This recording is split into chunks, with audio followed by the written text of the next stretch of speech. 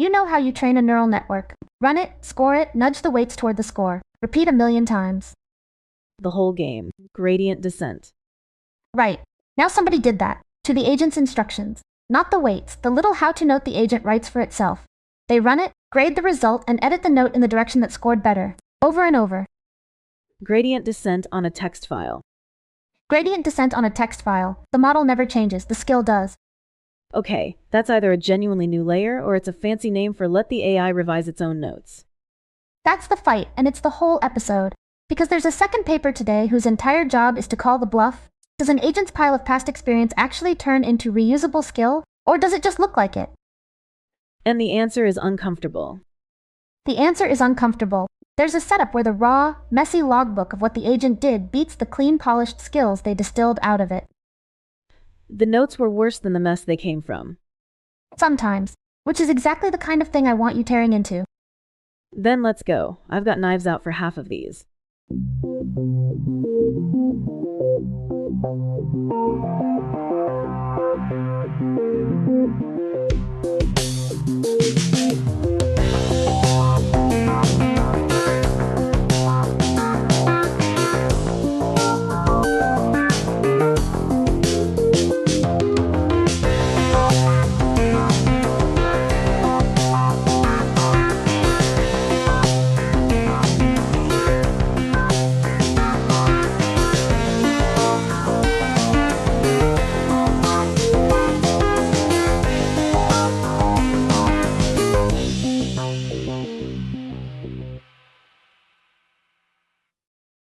New here? This is Breach Protocol. We take the AI research everyone's posting about and tell you what's actually inside. The real finding, not the hype. I'm Vestra. I go after the mechanism, how it works, and whether it holds up when you push on it. Luna finds the big idea, I try to break it. And I'm Luna. I chase the connections. What one paper means standing next to another where the whole field is quietly turning. And today it's turning somewhere specific. For 2 years the story was, make the model smarter, change the weights. Today's papers leave the weights alone and change something else entirely, the skills. The reusable how-to an agent builds up and carries from one job to the next. A whole batch of researchers, separately, all decided the skill is the thing worth improving now. Which would be a real shift, if it's real. That's what we're here to find out. 10 papers on agents that teach themselves. Let's get into it. So here's the move. You know how you train a network? You check the score, you nudge the weights toward whatever made the score go up, you repeat. They do that. But the thing they're nudging isn't weights. It's a skill. It's a skill, which here means a little how-to document the agent loads when it works. Here's how you handle a spreadsheet. Here are the steps, the gotchas, the example. A cheat sheet the agent wrote for itself. Or downloaded from somebody. And the problem they open with, that cheat sheet is often worse than nothing. Worse than nothing how? They run the agent with no skill at all. Then they hand it an auto-generated skill, and the skill makes it do worse. The document is supposed to help, and it actively drags performance down. Because the auto-generated one is full of confident, wrong advice. Right. So the question is, can you treat that document like a thing you optimize? Grade it, fix it, grade it again. Walk me through the loop. Because gradient descent on a text file is the kind of phrase that sounds like nothing. Fair. 4 steps. You run the current skill on a handful of tasks. Some pass, some fail. The pass-fail is your score. That's the loss. That's the loss. Then a second model reads the failures and writes in words what went wrong and what the skill should have said instead. And that's standing in for the gradient, the direction to move. The direction to move. Written in English, not a number. Step 3. And this is the part I like. They keep a running memory of complaints that keep showing up. Momentum. Momentum. Same idea as the optimizer kind. If you forgot to check the workbook first comes up over and over, that's not noise, that's a real direction. The memory reinforces it. So one-off gripes get damped and the recurring ones get louder. Exactly that. Then step 4, a fourth model actually edits the document, applies the patch, and now you've got the next version, you run it again, around you go. Okay, the gradient step is where I get off the bus, because that's where the analogy either holds or it's just decoration. A real gradient comes from the loss. It's forced. The text gradient here is a language model guessing why something failed. It can be wrong. It can be wrong, and there's no derivative making it honest. So what stops it from hallucinating a fix that sounds good and isn't? 2 things they lean on. 1. The diagnosis isn't free-floating. It's pinned to the actual run. The trajectory, the comparison against the right answer. It has to point at something that happened. Grounded in the trace. Okay. And 2, here's the part I think is the real idea. They don't only learn from failures, they learn from wins. Wins. You mean a task that passed. A task that the original skill failed but the current skill now passes. They pair those. Last time you blew this time you got it. What changed? Keep doing that. Huh. So a correct answer still carries signal. That's the whole supervised learning intuition, right? You don't throw away a training example just because the model happened to guess the label. The prediction can be right and still not be robust. The hard 0-1 says fine, move on. The softer view says you got lucky, let's lock in Y. Yeah. That's actually the cleaner half of the paper. And it pays off. They ablate it. Strip out the learn from wins part and it drops back down toward the baselines. Strip out the momentum, the recurring complaint memory, it drops more. How much is more? Losing the memory hurt about as much as a third of their total edge over the next best method. The wins thing, a bit less. Both load-bearing. So the two pieces that make it more than a fancy prompt rewriter are the two pieces that, when you remove them, it stops being more than a fancy prompt rewriter. That's a good way to say it. There's one more wrinkle I think you'll like. The skill isn't a flat file. It has layers, a short always loaded part, and longer reference stuff that only loads when relevant. So the patch has to decide not just what to fix, but where to put it. Where to put it. Bury a critical step in the rarely loaded section, the agent never sees it. Cram a niche edge case into the always loaded part, you've distracted it on every future task. That's a real constraint. That's not in plain prompt optimization at all. Okay, where am I still skeptical? They tested this almost entirely on spreadsheets. 1 out of domain check, table question answering, held up there. 1. So optimize your skills like weights is right now a claim about spreadsheets with one supporting witness. Agreed. Though, the thing that makes me think it's more than spreadsheets is that it fixed a downloaded skill too, not just one it wrote itself. The method didn't care where the document came from. That's the part that travels, not the score. The fact that it's source agnostic. And it's cheap. Whole optimization run was a few dollars of API calls, no retraining the model. Right, because nothing about the model changed. You rewrote the sticky note, not the brain. 1 rung up the ladder. You're not training the agent. You're training the thing the agent reads. Which is a nice idea and also exactly the thing the next paper is going to come in and ask whether it's real. This is the one I wanted to hold the last paper against. I know. Go ahead. The whole pitch last segment, and honestly the whole pitch this week, is that an agent does some tasks, learns from them, writes down a reusable how-to, and gets better at the next thing because of the write-up. The skill is the durable part, the thing that carries forward. Right. And this paper asks the question nobody was asking out loud. Does that actually happen? When an agent turns its experience into a saved procedure, is the procedure real knowledge, or is it just a souvenir of one task? So how do they test it? Because that's a hard thing to pin down. Cleanly, actually. They build families of related tasks. Same underlying procedure, different surfaces. The agent learns on the first few, and while it learns, it's allowed to write and revise its skill document. Then they slam the door. They freeze it. Library's locked. Now you face the hard variants. The same skill needed but buried in a bigger request. Or a version with a tempting shortcut that passes a shallow check but is actually wrong. Or a task that needs you to combine this skill with another one. So the test isn't, did you get good at the practice problems? It's, did the write-up capture something that survives the door closing? That's exactly the line they draw. Learning on the practice set, they call that local adaptation. Carrying it through the frozen door, that's skill formation. And the headline is, agents do the first one and mostly fail the second. Mostly. Mostly. 10 different models, 3 different agent harnesses. Patterns consistent. Writing the skill helps you on the tasks you wrote it from. It doesn't reliably help once you can't keep editing. Okay, but hold on. That's a real result, but it's not the brutal one. What's the brutal one? The brutal one is the control they ran. Instead of distilling experience into a clean procedure, they just kept the raw transcripts. The messy logs of what happened. No abstraction. The thing you're supposed to improve on. The raw mess beat the polished skill. Across most models, most metrics, keeping the literal trace of what you did was more useful than the tidy lesson you extracted from it. Oof! They call it a lossy abstraction bottleneck. When the agent compresses, here's everything that happened, down to here's the rule, it throws away the contextual junk. And the contextual junk was load-bearing. That's the same shape as a thing we keep running into. The summary loses the detail that mattered, and you didn't know which detail mattered until later. That's it precisely. The procedure looks cleaner and knows less. Let me try to fight this for the optimist. Couldn't the fix just be? Write more down? Bigger skill library, keep more of the references and helper scripts around. Don't compress so hard. They tried that. Force the agent to bundle extra resource files on every update. And? Libraries got bigger. Performance on the frozen tasks didn't follow. They've got this picture where the file count goes up and the success rate just stays flat, sometimes drops. So it's not a storage problem. It's not a storage problem.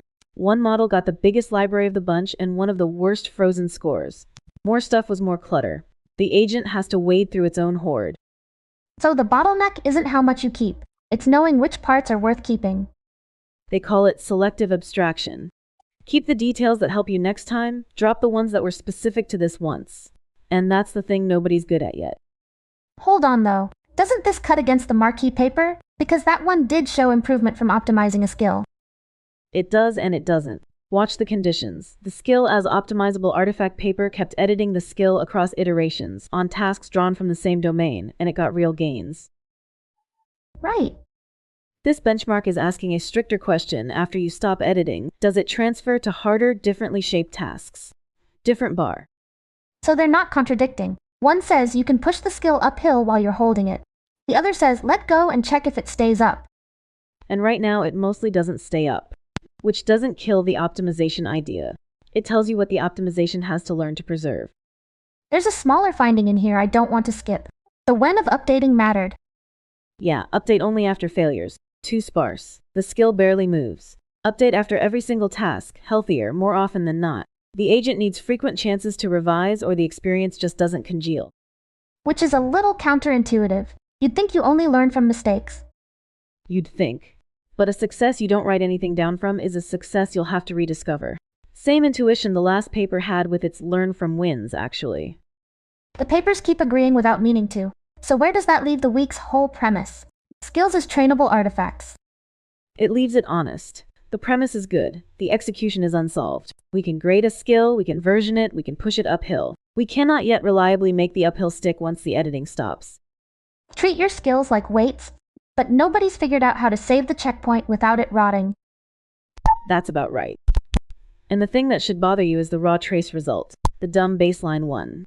We're losing something in the abstraction and we don't know what. This one moves the optimization down a level. We've been talking about training the skill, the document. This trains the agent itself, the actual weights. But it adds a twist I haven't seen framed this way. Which is? It trains the environment at the same time. The thing the agent practices against changes while the agent changes. Define the environment. Because that word does a lot of quiet work and people sneak things into it. They're careful about that, actually. Not the test, not the tools, not the scoring. The environment they evolve is just the feedback the agent sees while it's learning. The error messages, the hints about what a tool needs. So the practice gym, not the exam. The practice gym, not the exam. The exam stays frozen so the numbers mean something. They only touch what the agent gets told during training. Okay, and why does that need to evolve at all? Why not just train against a fixed gym? Their framing, and I think it's the right framing, is that as the agent gets better, what it needs to hear changes. A fixed gym is calibrated for who the agent was at the start, so the feedback goes stale. They call it the agent and the environment drifting out of alignment. Give me the concrete version. Because misalignment is another word that means nothing until you ground it. Best example in the paper. Agent's calling a tool and it uses a city name where the tool wanted an airport code. Fixed environment says, error, that's it, failed. Which tells the agent it lost, but not why.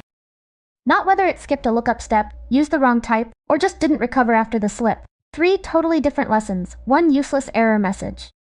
So the move is to make the gym say which of those it was. That's it. They read every failed run and tag what actually broke, turn by turn. Missing a tool call. Wrong argument. Failed to recover, final answer just wrong. And then the gym starts surfacing the specific kind of hint that addresses the failures this agent keeps making. And the same tags do double duty. That's the part I wanted to get to. The same diagnosis that reshapes the gym also reweights the training. 2 failed runs both score 0, right? Both losses. But one failed because of a clean, fixable thing, wrong argument, and one failed in some murky way at the very end.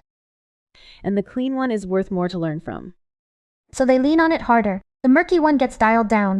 They're not changing whether it's a loss is a loss. They're changing how loud each loss is in the update. Let me make sure I've got the mechanism, because this is the bit I respect. They're not faking the reward. The win-loss signal still decides direction. The diagnosis only scales magnitude. Right. The sign never flips. A failure can't become a success. It just gets weighted by how teachable it is. That's disciplined. The thing that usually goes wrong with use a model to judge your training signal is the judge starts overriding the truth. This doesn't let it. It rides on top of the real score. And it's grounded. The tags come from actual executable checks. Did the parser choke? Did the tool reject the arguments? Did the state change the way it should have? Not a model freestyling about why it thinks the run was bad. Rule based on real traces. Good. Now the results. What scale are we talking? Small, deliberately. 400 training examples, low resource. 3 different base models, from a little one up to a tool-specialized one. And against what? 2 comparisons that matter. Against the raw model, big jumps everywhere. But that's the easy comparison. The honest one is against plain reinforcement learning on the exact same data, same budget, same everything. Same gym, just not evolving. That's the controlled one. And it still wins. By a meaningful margin on all 3. Biggest on the mid-size model, where it picked up something like a quarter again on top of what plain training got. Where did the gains concentrate? Because that tells you if the mechanism did what it claimed. This is the satisfying part. The 2 failure types it was built to fix, picking the wrong tool and filling in the wrong arguments, those are exactly where it moved the most. On one model, the missing arguments case more than tripled. So the thing it diagnosed is the thing it fixed. That's the cleanest evidence it's the diagnosis doing the work, and not just more compute sloshing around. And it transferred. Trained on one tool use setting, tested on held out ones with different tools and different shapes. Smaller gains but positive. Didn't just memorize the gym. Okay, where do I land? I like the discipline. Frozen exam, sign-preserving weights, grounded tags. My one nag is the same one I always have. Small benchmark, narrow domain, tool calling. It's all tool use. Yeah. So co-evolve the agent and its environment is today a tool calling result. The principle's elegant. The evidence is one room of the house. I'll take the principle though, because it connects the weak. The first paper optimized the skill the agent reads. This one optimizes the feedback the agent gets while learning. Both are the same realization. Stop only training the model, start training the things around the model. The scaffolding becomes a parameter. The scaffolding becomes a parameter. And the next one takes that to a slightly unsettling place. It asks what the agent does with the time you're not even looking. Different flavor to close. Everything so far was about an agent getting better at tasks. This is about an agent doing work when there is no task. Idle time. Idle time. Their whole observation is, an assistant only thinks when you talk to it. You ask, it answers, it goes dark. The gap between your messages is dead time. And that gap is enormous. So they want to fill it. With what? With preparation. The agent looks at the conversation and its memory of you, guesses what you're likely to need next, and goes and gets it before you ask.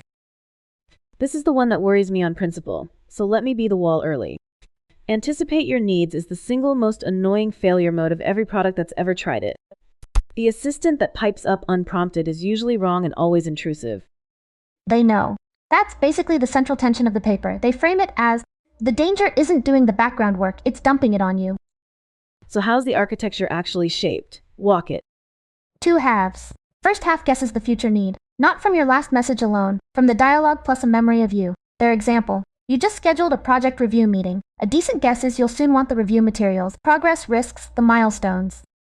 Fine, that's a reasonable inference. That's not the part that scares me. The second half is the part you care about. It's a gate.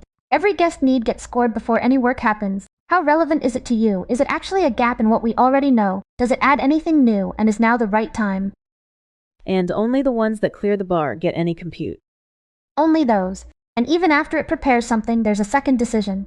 Push it to you now, quietly hold it for when you ask, or just file it in memory and never say anything unless it comes up. Okay, that's better than I expected. The 3-way delivery is the right instinct. Most prepared things should be silent. You shouldn't hear about the work. That's exactly their design. The default isn't tell the user, it's have it ready. So does the gate matter, or is it decoration? Because anyone can draw a gate in a diagram. They tested it, and this is the cleanest result. They ran a version that does all the background work but with no prediction steering it. Just idle time research in random directions. Undirected. Burn the compute, no aim. Burn the compute, no aim. It spent a ton of tokens and barely beat doing nothing at all. A rounding error of improvement. Huh. Then they add the prediction, the aiming, and it jumps. Meaningfully fewer back and forth turns to get you what you needed. Meaningfully less effort on your end. So it's not the idle compute that helps, it's the aim. That's the headline. Background thinking with no direction is almost worthless. Same budget pointed at the right guesses pays off. The expensive part was never the searching, it was knowing what to search for. That actually rhymes with the benchmark paper from earlier. More activity isn't the lever. Selectivity is the lever. It keeps being the lesson this week, yeah. Do less but aim it. Give me the numbers and feel, not figures. How much less work for the user? Round terms, it shaved off something like 1/7 of the turns it took to fully handle you, cut the times you had to explicitly ask by about 1/10, and, this is the one I didn't expect, it made things up noticeably less often. Roughly 1/4 fewer unsupported claims. Wait, that's backwards from my prior. I'd assume an agent inventing future needs in the dark would hallucinate more, not less. I had the same reaction. Their account is that the preparation is grounded. When it anticipates a need, it actually goes and fetches and verifies the evidence during the idle window, with provenance attached. So by the time you ask, it's answering from checked material instead of improvising on the spot. So the homework, done in advance and sourced, beats the cold open. That's plausible. The thing it prepared has receipts. Receipts. And there's a comparison against a prior proactive agent that's pretty stark. The older one's anticipation was basically turned local. It reacted to the immediate moment. Out of a big pile of genuinely predictable needs, it caught a tiny handful. And this one? Caught close to half of them. The difference being the memory and the aiming, not just be proactive. Their line is, proactivity alone isn't enough. You have to anticipate the needs that are actually coming. Now let me spend my skepticism where it belongs, because the mechanism's more careful than I feared. 2 things. 1, it's a built benchmark. Fictional users, scripted fact sheets, need chains that are predictable by construction. The needs are designed to be guessable. Designed to be guessable. Real people are noisier and meaner than a scripted profile. The question that doesn't follow from anything. The day you do the opposite of your pattern. So the win condition here is friendlier than a real inbox. That's fair. It's a clean room. 2, and this is the one their own failure analysis flags. There's a push pressure. A standing temptation to deliver the thing it worked so hard to prepare. You build a gate, but the gate is under constant load. The sunk cost of having done the homework wants out. And the moment it pushes a little too eagerly, you're back to the annoying assistant. You're back to the annoying assistant. The whole value rests on a gate holding under pressure, and gates like that historically don't. So where's the through line for the whole hour? We started with treating a skill like a weight, gradable, versionable, optimizable. And the benchmark told us the optimization doesn't fully stick yet. The co-evolution one told us you can move the scaffolding too, not just the model. And this one moves the work off the clock entirely. The agent improving for you while you're not there. Which is the same ladder climb every time. We stopped only training the model. We started training the skill, the gym, the idle minutes. Everything around the model became a thing you tune. One rung up over and over. And the honest version of the week is, every one of those rungs works in a clean room and none of them has fully survived contact with the messy one yet. The ideas are right. The gates haven't been stress tested by reality. But the direction's set. The interesting parameter stopped being the weights. So here's the setup. You've got an agent doing a long task, clicking through apps, calling tools 20 steps deep, and at the end you find out failed. Failed how? That's the whole problem. All you get is failed, not which step broke it, just the trip didn't book. The sparse reword thing. Right, one bit at the end, and somewhere back in those 20 turns is the move that doomed it, and you have no idea which one. So the standard fix is, you go back and you grade every turn, generate feedback on all of them. And that's expensive, and the paper's argument is it's also wrong-headed, because most of those turns were fine. They call it relevant sparsity. In a failed run, only a tiny handful of actions actually need fixing. The rest are correct or neutral or, this is the good part, they're just consequences of the one mistake upstream. The downstream stuff looks bad, but it's innocent. It's innocent. The agent lost its login token on turn 14, and everything after that is flailing. You don't punish the flailing, you fix turn 14. Okay, so how does it find turn 14? It reads the whole trajectory at once, start to finish, with the outcome known. Hindsight, and from that global view it picks out a small set of failure-relevant steps, and writes a note for each one. Here you forgot the access token, add it. And who writes the note? Some bigger, greater model? No, and this is the part I think is elegant. The same model that failed the task is the one that does the post-mortem. It distills from itself. Self-distillation. The model learning from its own better attempt. You take the agent, you show it the original situation plus the hindsight note. You needed the token here, and now it produces a much better action. Because it's been told the answer. Right, that's the teacher. Then you have the version that only saw the original situation. No note, that's the student. And you train the student to match the teacher. Privileged information on one side, not the other. And only at the targeted turns. You don't retrain the whole trajectory, just the spans that actually mattered. Let me push on the placement, because that's where I'd expect this to live or die. The note explains the failure, but the failure shows up late. The decision that caused it was early. They tested exactly that. Tested how? 2 ways to inject the same note. 1. Dump it at the very start of the run, like general advice. 2. Drop it right before the turn it's about, after replaying the run up to that point. And drop it at the right turn wins, clearly. On both benchmarks, the advice at the start version barely helps. Huh. So it's not enough to know the lesson, you have to apply it at the moment of the decision. Where you erred. Exactly there. Otherwise, by the time you reach the bad turn, the run has already drifted, and the note doesn't line up with what's actually in front of the agent anymore. That actually tracks. The same correction is useful or useless depending entirely on placement. And the payoff is two-sided. Better results, by a real margin over the grade everything baseline, and faster, because you're supervising a few turns instead of all of them. Roughly twice as fast per training step, and lighter on memory. Doing less but doing the right less. One more thing I liked. They watched where the targeted turns land over training. Early on, the fixes are all near the start, beginner mistakes. As training goes, the targets drift later into the run. Because it's solved the early errors, and now the failures are deeper in. The frontier of its own incompetence moves forward. That's a nice signal, actually. You can see the skill maturing in where the corrections cluster. Which is the thread for today. The agent isn't just getting one task right, it's mining its own failures for a reusable lesson and folding it back in. Teaching itself from the version of itself that already knew better. Start with the dilemma, because the word gets thrown around. What's a social dilemma here, concretely? A setup where what's best for you personally is worse for the group. The classic one in this paper is a cleanup game. There's a river that fills with waste and an orchard. Apples only grow when the river's clean. And cleaning costs you. Cleaning costs you. You spend your turn scrubbing the river, you get nothing. Meanwhile, everyone else picks apples off your labor. So the selfish move is, let someone else clean.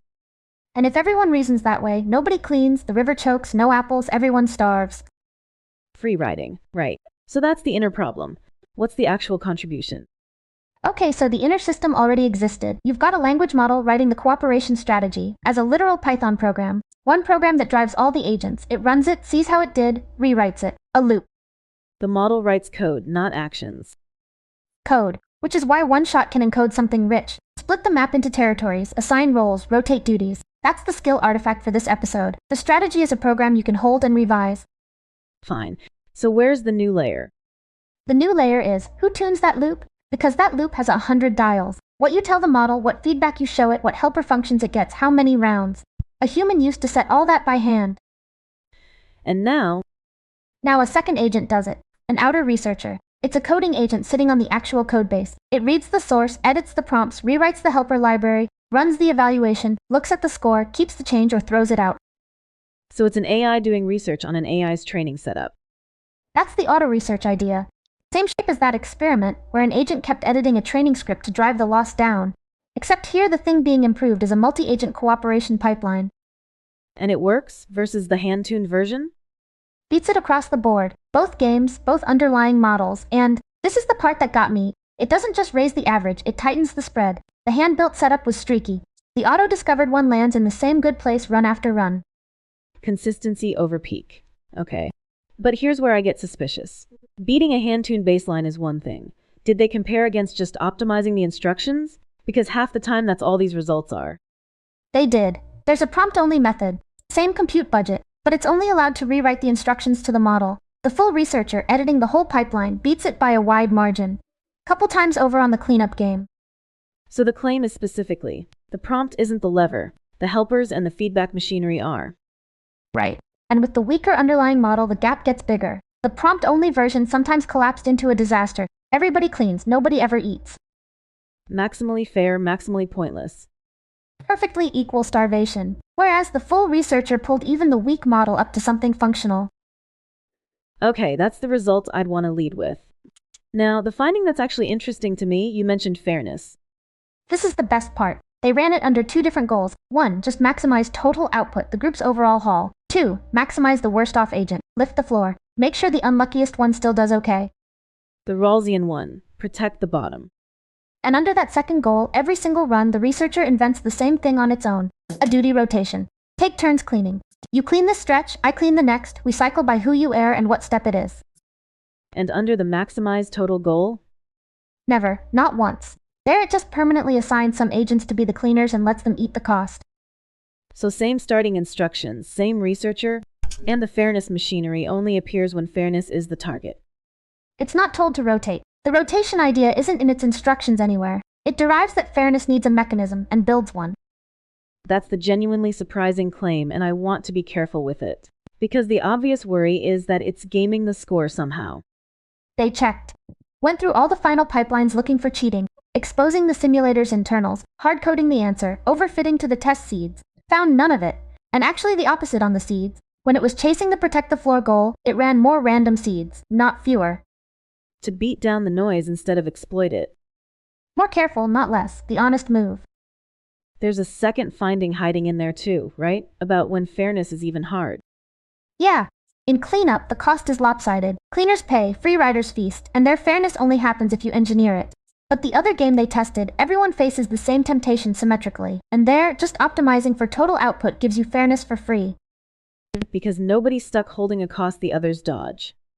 Right, and the researcher figures that out too. It only builds the rotation machinery for the lopsided game. For the symmetric one, it doesn't bother. So the shape of the dilemma tells you whether fairness needs a designer. That's a real claim about cooperation, and it fell out of an agent rewriting code. An agent doing social science on a sandbox. That's where this stops being a benchmark result and starts being a little unsettling. Unsettling's the word. The framing they use is the researcher as a mechanism designer. It decides what to reveal to the worker model to steer the outcome. The human says what to optimize, the agent decides how. That gap is the whole story. Last one's different. It's not a result, it's a proposal, a protocol. Their pitch is that the bottleneck for agents isn't the models anymore, it's coordination. Define coordination because that's doing a lot of work.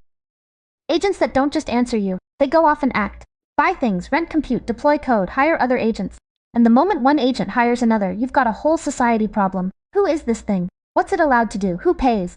Who's accountable when it goes wrong? And their claim is the plumbing for that doesn't exist. Exists in pieces. There's a standard for an agent calling a tool, a standard for two agents handing off a task, a standard for payments, but each one carries its own idea of identity, its own logs, its own everything. So when a single job crosses all of them, it crosses all of them. One workflow uses a tool, delegates to another agent, asks a human to approve, then pays a vendor. 4 protocols, 4 notions of who did what, and the trail breaks at every seam. provenance falls through the cracks between standards. That's their word for it. The evidence spine snaps at the boundaries. So you can't actually answer, after the fact, which agent did this, under what permission, and what did it cost. Okay, so what's the proposal in one sentence? One shared layer underneath all of it. Treat everything, agents, tools, humans, whole companies, as the same kind of thing. An entity, with an identity, an address, a set of permissions. A human and a GPU rental service are the same kind of object. Same surface, same way you address it, verify it, gate what it can do. The founder of the company and the vendor it hires, identical entity model, and then groups, roles, who belongs to what, those become first class. Built in, not bolted on in app code. Here's my first real objection, and it's the oldest one in computing. The world already has a dozen standards, so they wrote a 13th. They're ahead of you. The explicit pitch is it doesn't replace any of them, it wraps them. There's a bridge. An existing tool server, you wrap it, and now it shows up in this system with an identity and access control, without changing the tool itself. A control surface over the existing stack rather than a rival to it. Right, keep the core tiny. Just the stuff that has to be shared, identity, the groups, the evidence trail. Everything else lives in plugins. That's the only version of this that ever survives. The maximal one always dies. What's actually in the small core? A few ideas. One I think is genuinely smart, progressive disclosure. Right now, agents stuff giant tool descriptions into their context before they even know they need them. Burns through the budget. Pay for the whole manual to read one page. This flips it. You advertise a tiny card. Name, what I do, rough price. The full detail you fetch only after you've actually picked me. Lighter and safer because you're not dumping everything to everyone up front. That one's a real cost argument, I'll give them that. What about the accountability side? That's the part that usually gets hand-waved. That's the load-bearing claim, actually. Their line is, execution outruns verification. Agents act cheap and fast. Checking what they did is the slow, expensive part. So you make the evidence cheap to produce. How? Every important decision leaves a signed, tamper-evident record as it happens. Not a logging layer you add later. Part of the normal flow, an approval, a budget rejection, a payment. Each one is a recorded event you can hand to an auditor who wasn't even there. And critically, verify without seeing the private contents. Check the receipt's real without reading what was inside it. They lean on cryptographic signatures for that. Okay, now the honest caveat, because I don't want us overselling a white paper. Is there a system, or is this a diagram? Fair. There's a reference implementation. Runs, you can stand up a node, register entities, do cross-machine interactions. But they say it plainly. It's a blueprint, not a finished spec. The next step is turning the architecture into something precise enough to actually pin down. So we're reviewing an argument, not a benchmark. That's the right frame for it. And the argument I keep coming back to, they put it as a false choice. Either coordination is so painful that a couple of platforms own the whole stack, identity to payments end-to-end, The walled garden outcome. or it's improvised, and you get open networks that are fragile and impossible to audit. They're trying to thread a third option. Open, but governable. That's the tension worth sitting with. Whether coordination becomes shared infrastructure or somebody's private moat. And it connects the whole episode, weirdly. We started with one agent teaching itself from its own mistakes, then an agent organizing other agents to cooperate. This is the next floor up. What does it take for a whole society of them to work together and stay accountable? Skills, then groups, then the rules the groups run under. The field's rebuilding institutions, one layer at a time. Reinventing the org chart. I'd want to see the spec before I believe the governance part holds. But the diagnosis that the hard problem moved from capability to coordination, that I buy. So picture an AI working at a command line. Types a command, hits enter, the terminal spits something back, a file listing, an error, a stack trace. Right, it acts, the environment answers. And the way you train one of these things today, the answer gets thrown away. All of it. Define thrown away because the model does read it. It reads it. It's right there in context, the next command depends on it. But when training time comes, the only thing that updates the model is, did the whole task pass the test at the end? Yes or no? 1 bit at the very end. 1 bit at the very end. And here's the number that broke me. In their setup, fewer than 1 in 6 attempts actually solves the task. So 5 out of 6 rollouts. Teach it basically nothing. Failed, no signal, move on. Even though that failed attempt is full of real information about how the terminal behaves. This is the embodied agent framing. The terminal is the closest thing a language model has to a body. It does a thing, the world pushes back, and that pushback is data. That's exactly their pitch. And their fix is almost embarrassingly small. They just train on the terminal's responses too. Walk me through what that means mechanically, because train on the responses could mean a lot. Normally, you only score the model on the commands it wrote. Its own words. They add a second job. Also predict what the terminal will say back. Predict the output before it sees it. Predict the output. Learn to guess the error, the file contents, the test failure that's coming. And the reason that's almost free, they're not running anything extra. The terminal output is already sitting in the same pass through the model. Same pass. They just stopped ignoring those tokens. The expensive part already happened. And the bet underneath it is the old prediction equals understanding idea. If you can reliably guess what the terminal will return, you've internalized something true about how the terminal works. An internal model of how the environment responds, which is the thing nobody was teaching directly. Did it actually buy them anything, or is this elegant on paper? It roughly doubled the success rate on a hard command line benchmark, both at the smaller model size and the bigger one. Doubled from a low base, to be fair. We're not talking about solving everything. No, from bad to less bad, but consistently, every model, every test, and it gets there faster, hits the old ceiling in something like half the training. Here's what I want to know. Did it actually learn the terminal, or did it just memorize its own habits? They checked that, and I think it's the strongest part. They took trajectories from a completely different, stronger model, outputs this one never produced, and asked, can you predict what the terminal said here? On a stranger's transcript. On a stranger's transcript. And the trained-on feedback version predicts it much better. The old way barely moved. That's the real test. Predicting your own replays proves nothing. Predicting someone else's means you learned the environment, not yourself. There's a second thing that connects to what we keep circling. Normally, to get these agents started, you feed them thousands of expert demonstrations. Watch a stronger model, copy it. The expensive part of the pipeline. They skipped it. Just let the base model fumble around and learn from the consequences of its own actions. And it matched the expert demo version on their internal tests. Matched on internal, half the gap on the hard public one. Right, half on the hard one, so it's not the whole story. And I'd hold the line there. What the demonstrations still give you is strategy. Which command to reach for first, when to stop poking and start fixing.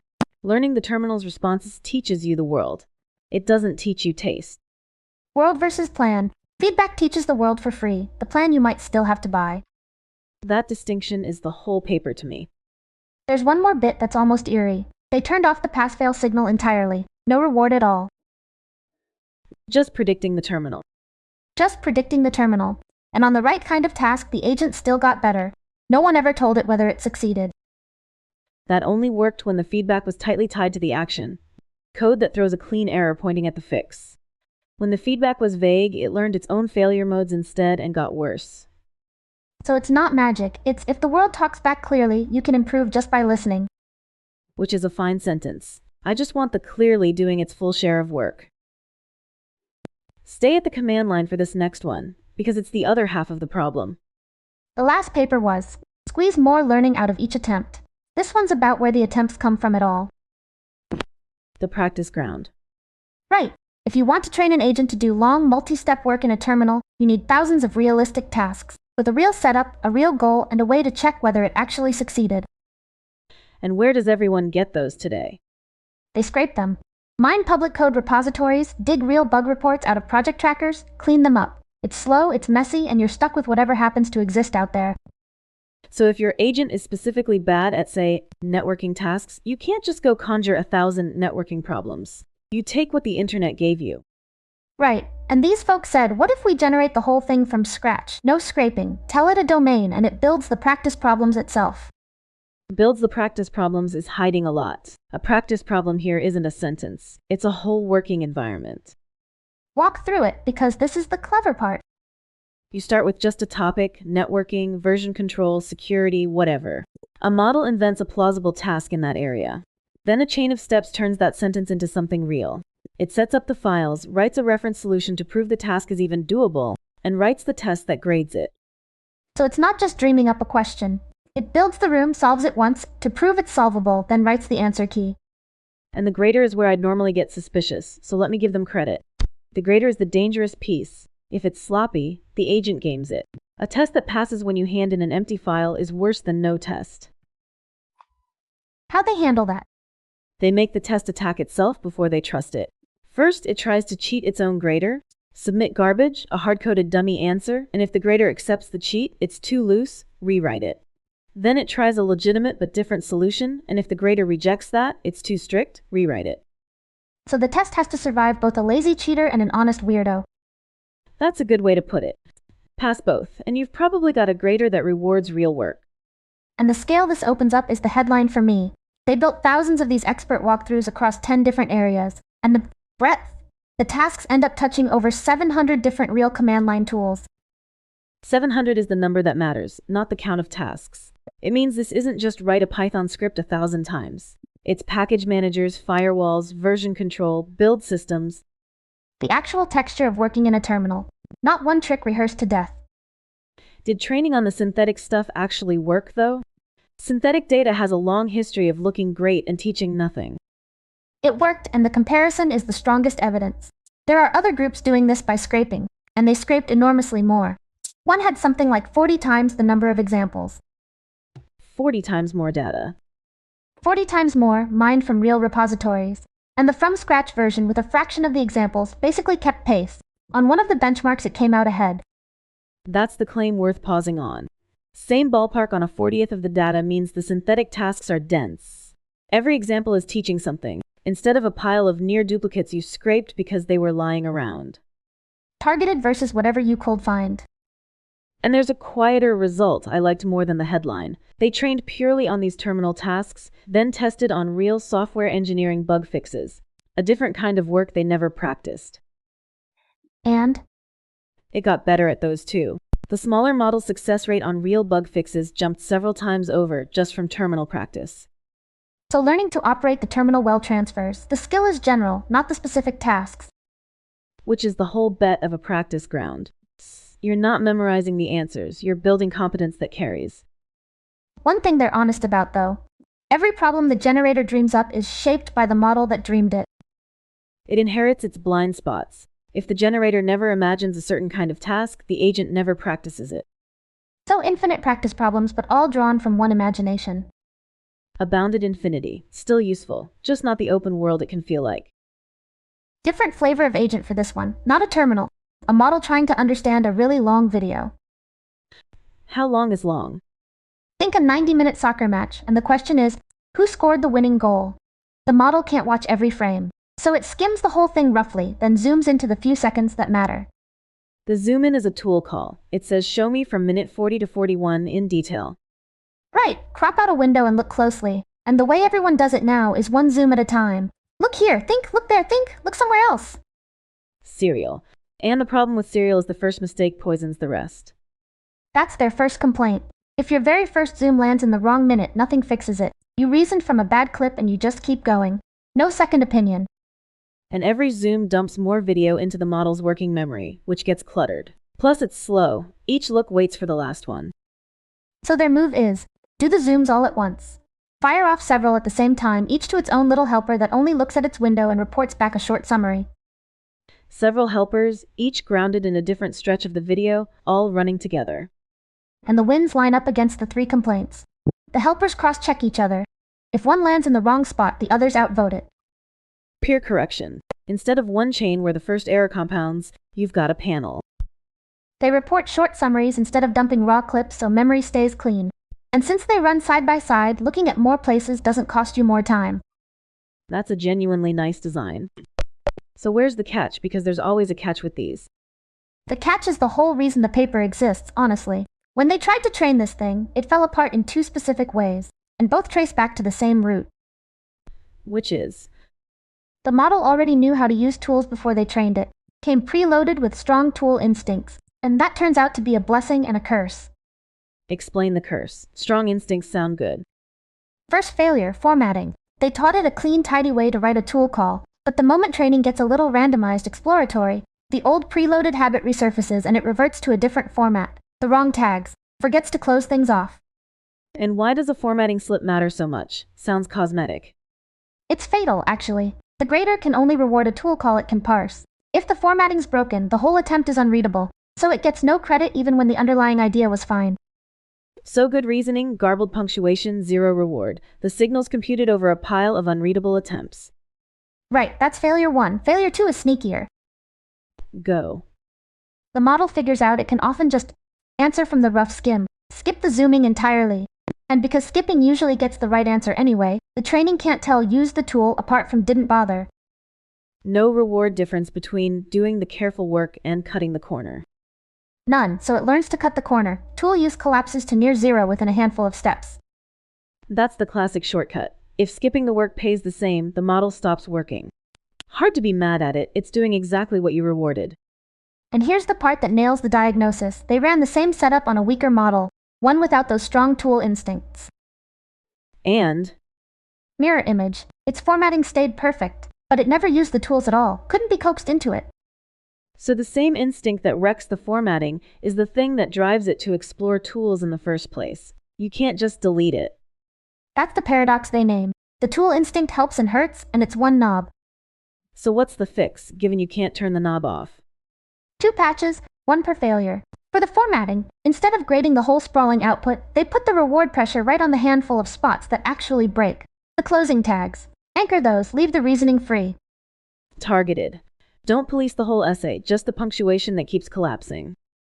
For the shortcut, they randomly starve some questions. Give the rough skim too few frames to answer from. Now on those, you genuinely have to zoom in to win, so the tool finally earns reward. And they have to be paired, in that order. The starve it trick is pointless if the formatting's broken. An unreadable tool call earns nothing no matter how necessary it was. Right. Fix the parsing first, then the necessity. And it worked. Clear gains across the long video tests, biggest on the hardest ones. The number I'd actually keep is the format one. They went from almost nothing parsable to most of it parsable.